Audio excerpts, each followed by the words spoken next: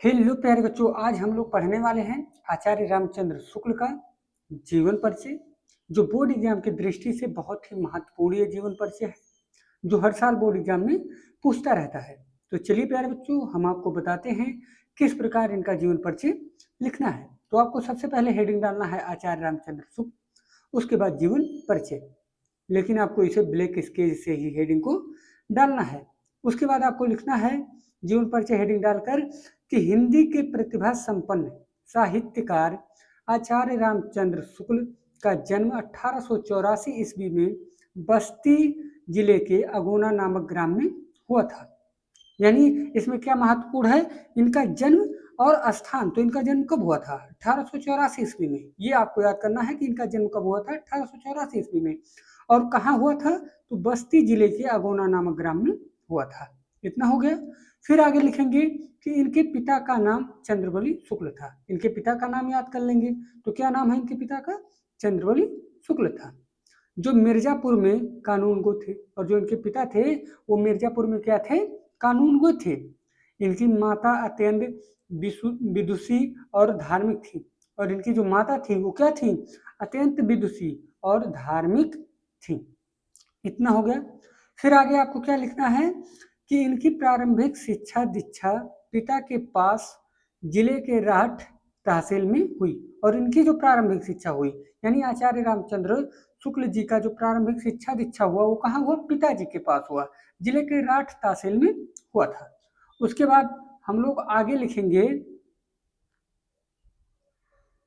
गणित में कमजोर होने के कारण, यानी गणित में कमजोर होने के कारण आगे नहीं पढ़ सके। ये गणित में क्या थे? कमजोर थे, जिसके कारण ये आगे नहीं पढ़ सके। इसके बाद इन्होंने मिर्जापुर के न्यायालय में नौकरी आरंभ कर दी। जब इन्होंने आगे नहीं पढ़ सके, उसके बाद इन्होंने क्या किया कि मिर्जापुर के न्यायालय में नौकरी करना आरंभ कर दी। यह नौकरी इनके मन के अनुकूल नहीं था। और जो ये नौकरी कर रहे थे मिर्जापुर के न्यायालय में, वो इनके मन के अनुकूल नहीं था। अतः ये मिर्जापुर के मिशन स्कूल में चित्रकला के अध्यापक हो गए। और जब इन्होंने नौकरी को छोड़ दिया तो फिर क्या करने लगे कि मिर्जापुर के मिशन स्कूल में ये चित्रकला के क्या हो गए थे? अध्यापक हो गए थे। फिर आगे लिखेंगे कि अध्यापन का कार्य करते हुए इन्होंने अनेक कहानी की और नाटक, कविता, ये कविता, निबंध आदि की रचना की। और इन्होंने अध्यापन कार्य करते हुए क्या किया? कहानी लिखी, कविता लिखे, नाटक लिखे, निबंध लिखे आदि, यानी रचनाओं की इन्होंने क्या की? आदि रचनाएं की। फिर लिखेंगे इन्होंने 19 वर्ष तक काशी नगरी परिचारिणी पत्रिका का संपादन भी किया। यानी आचार्य रामचंद्र शुक्ल जो थे, इन्होंने 19 वर्षों तक क्या किया?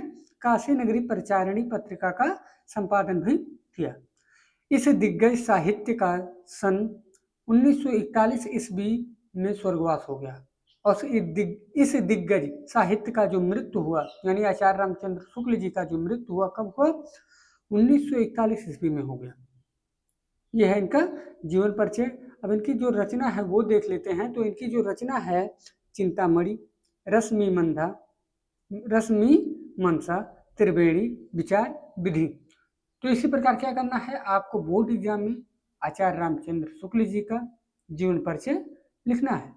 यदि आपको इसका पीडीएफ चाहिए तो हमारे व्हाट्सएप नंबर पर मैसेज करिए, आपको पीडीएफ मिल जाएगा।